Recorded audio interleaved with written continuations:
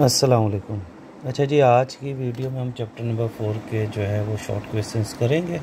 Exercise के B part 4.1 short question देखते हैं। Define like and unlike parallel forces. तो यहाँ पे हमारे पास ये मैंने लाइक पैरेलल फोर्सेस के भी 3 पॉइंट लिख दिए, अनलाइक के भी 3 पॉइंट लिख दिए। इन सिंपल वर्ड, वो फोर्सेस जो कि पैरेलल हों एक दूसरे के और जिनकी डायरेक्शन भी क्या हो, सेम हो, वो लाइक पैरेलल फोर्सेस हैं। Whereas the forces which are parallel but in opposite direction, they are called unlike parallel forces. Examples दे दिए। अगर दो लोग कार को एक ही डायरेक्शन में फोर्स लगा रहे हैं तो वो लाइक की एग्जांपल है। इसी तरह अगर दो लोग टेबल को या बुक को या किसी भी चीज़ को अपोजिट डायरेक्शन में खींच रहे हैं तो वो किसकी है, अनलाइक पैरेलल फोर्सेस की एग्जांपल है। इस सवाल को अगर डिफरेंस के तौर पे आ जाएगा तो आप बीच में एक लाइन ड्रा करेंगे, एक साइड पे लाइक पैरेलल फोर्सेस लिखेंगे, दूसरी साइड पे अनलाइक पैरेलल फोर्सेस लिखेंगे, और ये तीनों पॉइंट्स, लाइक के नीचे उसके पॉइंट्स, अनलाइक के नीचे उसके पॉइंट्स लिख देंगे तो डिफरेंस वाला क्वेश्चन भी हमारा एड्रेस हो जाएगा। सेकेंड क्वेश्चन पर आते हैं। What are the rectangular component. कि रेक्टेंगुलर कंपोनेंट क्या होते हैं। कंपोनेंट का मतलब पार्ट्स होता है। रेक्टेंगल ऐसे पार्ट्स जो अपने दरमियान 90 का एंगल बना रहे हैं। Usually a force is resolve into two component which are perpendicular to each other. These component of these are called its perpendicular or rectangular component. Their values can be calculated by using the formula fx is equal to f cos theta, fy is equal to f sin theta. ऐसे component force के जो कि एक दूसरे के perpendicular है उन्हें rectangular component कहते हैं। अब सिचुएशन कुछ ऐसी होती है कि बाज़ औक़ात फोर्स ना एक्स एक्सिस पे लग रही होती है और ना ही वाई एक्सिस पे, जो मैंने यहाँ पे शो करवाई है। फॉर एग्जांपल फोर्स बीच में कहीं पे लग रही है, कोई एंगल बना रही है एक्स एक्सिस के साथ, तो वो अपने दो कंपोनेंट में डिवाइड हो जाएगी। एक इसका एक्स कंपोनेंट बना जो हमने एक्स एक्सिस पे ड्रा किया, और एक इसका वाई कंपोनेंट बना जो हमने वाई एक्सिस पे ड्रा किया।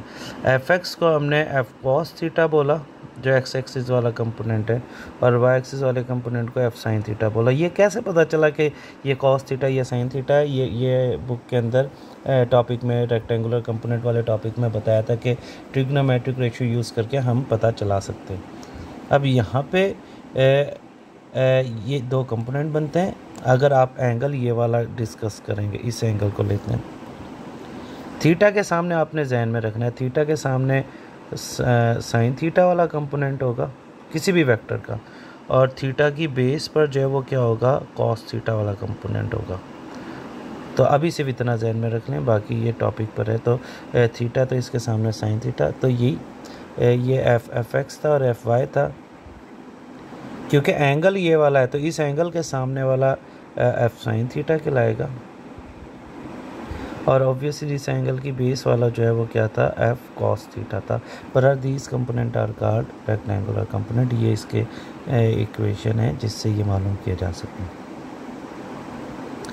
Now next question is what is the line of action of force. The line of action of force is an imaginary line, straight line that extends along the direction of force, passes through the point where the force is applied. पहली बार line of action of force जो है वो एक क्या है, imaginary line है। मतलब रियल नहीं होती, इमेजिनरी होती है। एक्चुअली जब हम ग्राफिकली किसी भी एग्जांपल को, किसी भी फिनोमेना को समझ रहे होते हैं तो हम एक इमेजिनरी लाइन ड्रा करते हैं। पूछा कहाँ ड्रा करते हैं, along the direction of the force. For example ये हमारे पास रेंच है और आपने एक्चुअली इस पॉइंट के ऊपर फोर्स लगाई है। तो जब आप इसको ग्राफिकली बोर्ड पे समझा रहे हैं या नोटबुक पे इस पूरे फिनोमेना को लगा रहे हैं कि मैंने जी एक रेंच पे यहाँ पे फोर्स लगाई थी, तो इस फोर्स के अलोंग अगर आप एक इमेजिनरी लाइन ड्रा कर दें, this imaginary line is known as line of action of force. Action of force. अच्छा, सपोज़ आप जो है फोर्स यहाँ पे नहीं लगाते, यहाँ पे लगाते हैं, तो यहाँ पे अगर आप इमेजिनरी लाइन ड्रा कर देंगे तो ये इमेजिनरी लाइन एफ प्राइम का क्या बन जाएगी, line of action of force बन जाएगी। बहरहाल line of action of force की डेफिनेशन पता होनी चाहिए, कॉन्सेप्ट भी पता होना चाहिए। Now the next question, defined moment of force, prove that torque is equal to R F sine theta, where theta is the angle between force and moment r. तो define movement of force. Movement of force basically movement of force जो है ये torque को ही बोलते हैं। Movement of force और torque is defined as the product. Torque क्या चीज़ है? प्रोडक्ट है फोर्स एंड मूवमेंट आर्म का। अब आपको मूवमेंट आर्म का पता होना चाहिए। What is movement arm? अगर आप बुक में देखेंगे ना पेज नंबर 82 पे, यहाँ पे ये एक डेफिनेशन लिखी हुई है मूवमेंट आर्म के perpendicular distance, the perpendicular distance of the line of action of force and the axis of rotation is known as movement arm. ये डेफिनेशन जहन में रखिएगा। अब हमें पता है टॉर्क जो है वो प्रोडक्ट है, मल्टीप्लिकेशन है किसकी? फोर्स एंड मोमेंट आर्म की। तो the magnitude of torque is given as T is equal to F into L. यहाँ पे F क्या चीज़ है? F जो है फोर्स है और L क्या चीज़ है? It's the moment arm. Moment arm क्या चीज़ है? ये एक्सिस ऑफ रोटेशन और line of action of force के दरमियान कौन सा डिस्टेंस है? परपेंडिकुलर डिस्टेंस को बोलते हैं। अच्छा, टॉर्क का फार्मूला हम जो है यही यूज़ करते हैं अमूमन, ये वाला T is equal to F into L, या हम ये वाला फार्मूला यूज़ करते हैं torque is equal to F into R. ये भी टॉर्क का फार्मूला है, लेकिन यहाँ पे है कि प्रूव दैट टॉर्क बराबर है RF साइन थीटा। अब सवाल ये है कि ये साइन थीटा वाला फार्मूला कब यूज़ करते हैं, तो उससे के लिए हमें ये पता होना चाहिए कि ये फार्मूला कब यूज़ कर रहे हैं, फोर्स इंटू मोमेंट आर्म वाला। ये फार्मूला तब इस्तेमाल करेंगे जब आप फोर्स बिल्कुल क्या लगा रहे हैं? परपेंडिकुलर लगा रहे हैं।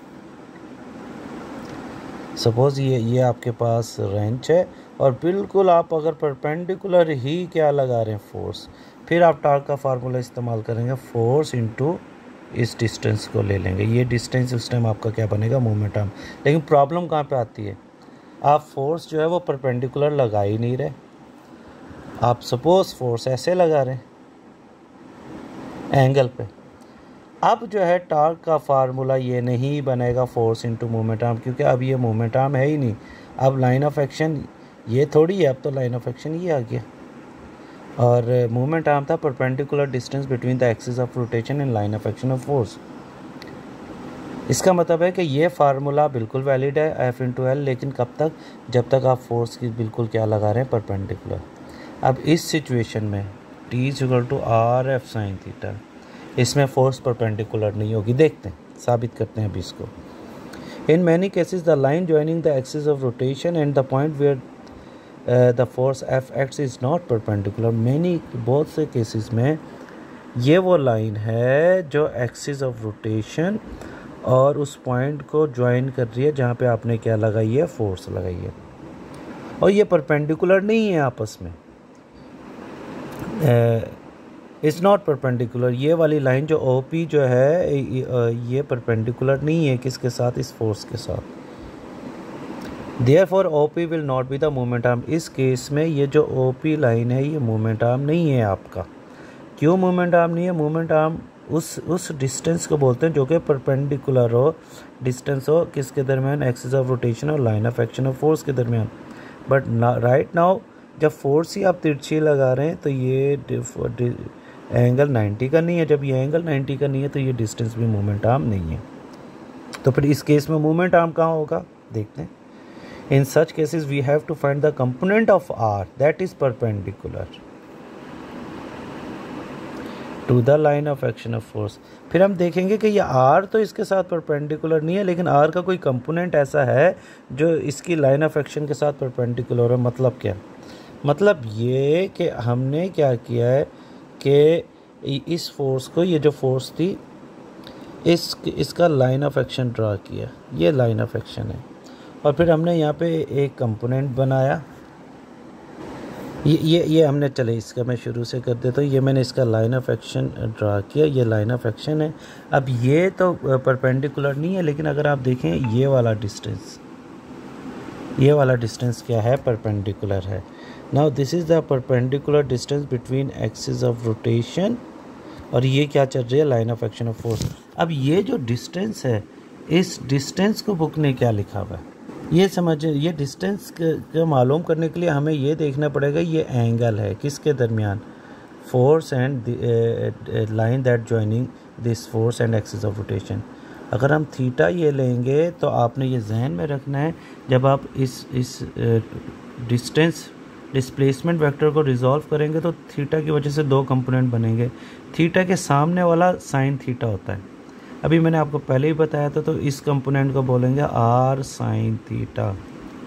दोबारा समझ लें, जो हम थीटा डिसाइड करेंगे थीटा के सामने उसका परपेंडिकुलर होगा, और जो थीटा डिसाइड किया उसकी जो बेस होगी वो उसका हॉरिजेंटल कंपोनेंट होगा आर कॉस थीटा। मतलब क्या?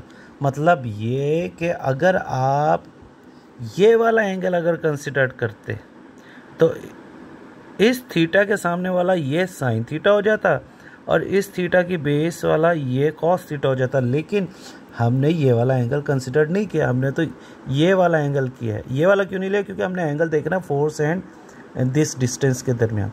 तो इस थीटा के मुताबिक ये साइन दो कंपोनेंट बनेंगे इस डिस्टेंस के, एक आर साइन थीटा और एक क्या बनेगा आर कॉस थीटा। अब आर साइन थीटा जो है वो लाइन ऑफ एक्शन के क्या है? परपेंडिकुलर है। So we resolve r into rectangular component and shown below. So according to the figure, torque is becomes t is equal to rf sin theta. क्यों? क्योंकि torque बराबर होता है product of force end moment arm. तो force तो यहाँ पे f ही है, लेकिन मोमेंट आर्म r नहीं है, बल्कि क्या है? r sin theta. क्योंकि r जो ये परपेंडिकुलर डिस्टेंस नहीं है लाइन ऑफ एक्शन के साथ, बट r sin थीटा बिल्कुल क्या है? परपेंडिकुलर है। तो यहाँ पे एफ इंटू मूवमेंट आर्म, और मूवमेंट आर्म यहाँ पे क्या चीज़ है? आर साइन थीटा है। और जब इसको आप रीअरेंज करेंगे मल्टीप्लाई होते हैं तो F into R sine theta लिख दें या क्या लिख दें? R F sine theta. तो बहरहाल इसको एक और मरतबा रिपीट करके देख लीजिएगा वीडियो को, जो मैंने अभी बातें की हैं। May be you got the idea कि जब हमारे पास फोर्स जो है वो एंगल बना रही होती है तब टॉर्क की इक्वेशन क्या बनती है? T is equal to R F sine theta. Hence prove that T is also equal to R F sine theta. Thank you so much. बाकी अगली वीडियो में हम बाकी शॉर्ट क्वेश्चंस देखेंगे।